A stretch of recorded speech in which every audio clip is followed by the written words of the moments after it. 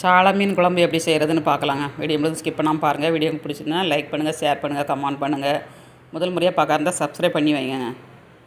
அப்போ தான் நாங்கள் போடுற வீடியோலாம் ஒன்று அப்டேட் ஆகும். ரொம்ப டேஸ்ட்டாக இருக்கும். ட்ரை பண்ணி பாருங்கள்.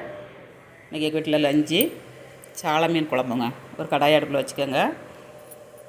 2 ஸ்பூன் எண்ணெய் ஆட் பண்ணியிருக்கேன். நல்லெண்ணெய் ஆட் பண்ணிக்கோங்க. கடுகு 1/2 ஸ்பூன், சின்ன வெங்காயம் கொஞ்சம், கருவேப்பிலை தழைங்க எல்லாம் போட்டு நல்லா வதக்கிக்கோங்க. வதக்கிட்டு ஒரு தக்காளி பழத்தை கையை கொண்டு பிசைஞ்சு போடுங்க. இல்லாட்டி நம்ம அரைச்சி ஊற்றினாலும் ஊற்றிக்கலாம். ரெண்டுமே நல்லாயிருக்கும்.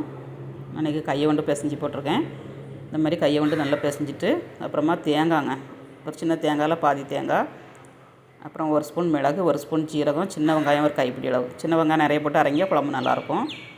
எல்லாம் அரைச்சி பேஸ்ட்டாக எடுத்தாச்சு. இப்போ வரமிளகாத்தூள் 1/2 ஸ்பூன் போட்டிருக்கேன். வரமல்லித்தூள் 1/2 ஸ்பூனுங்க. 1/2 ஸ்பூன் மஞ்சள் தூள்.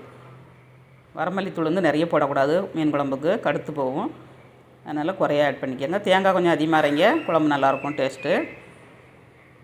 தேங்காய் பேஸ்ட்டையும் ஆட் பண்ணி நம்ம வதக்கிட்டு நம்ம தண்ணி ஊற்றிடலாம். புளி கரைசலை ஊற்றி வச்சு, புளி சின்ன நெல்லிக்காய் அளவுக்கு புளி போட்டிருக்கேன். மாங்காய் போட போகிறேன், தக்காளி போட்டிருக்கேன். அதனால் ஒரு நெல்லிக்காய் அளவுக்கு, பெரிய நெல்லிக்காய் அளவுக்கு புளி போட்டிருக்கேன். அதை கரைச்சி ஆட் பண்ணியாச்சு. மிக்ஸி சாரையும் கழுவி கொஞ்சம் தண்ணி ஊற்றிட்டு ஒரு பச்சை மிளகாய் அந்த மாதிரி கீரி போடுங்க. நல்ல மணமாக இருக்கும் மீன் குழம்பு வந்து. நம்ம எவ்வளோ தான் தாளித்து ஊற்றினாலும் லாஸ்ட்டில் கொஞ்சம் கருவேப்பிலை தழை பச்சையாக போடுங்க. குழம்பு வந்து ரொம்ப நல்லாயிருக்கும்.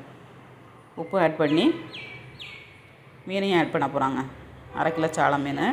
எங்கள் ஊர் சைடெலாம் நாங்கள் மீன் குழம்பை தாளிக்கவே மாட்டோங்க. தாளிச்சாக்கே அதோட டேஸ்ட் போயிடும் அப்படின்ட்டு தாளிக்க மாட்டோம். சூப்பராக இருக்கும். ட்ரை பண்ணி பாருங்கள். என்னோடய ஸ்டைலில் பண்ணியிருக்கேன். மாங்காவும் ஆட் பண்ணியாச்சு, கிளிமி உப்பு மாங்காய். கொஞ்சம் நேரம் மாங்காய் வேக விட்டு நம்ம அடுப்பை ஆஃப் பண்ணோம்னா மீன் குழம்பு ரெடிங்க. எவ்வளோ எம்மியாக இருக்குது பாருங்கள். மீனை ஃபஸ்ட்டு போட்டாக்கே கரையும்னு நினைக்காதீங்க, கரையாதுங்க. டேஸ்ட் ரொம்ப நல்லாயிருக்கும் குழம்பு வந்து.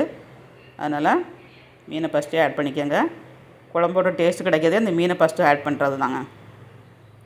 சூப்பரான மீன் குழம்பு ரெடி. சாதத்தோடு வச்சு சாப்பிட்டு பார்க்கலாம். எவ்வளோ எம்மியாக இருக்குது பாருங்கள். சுட சுட சோறில் அப்படியே மீன் குழம்பு சாப்பிட்டோம்னா அவ்வளோ ஒரு டேஸ்ட்டாக இருக்குங்க. ஸ்டவ்வோடு சமைக்கும்போது அன்போடு சமைக்கணுங்க.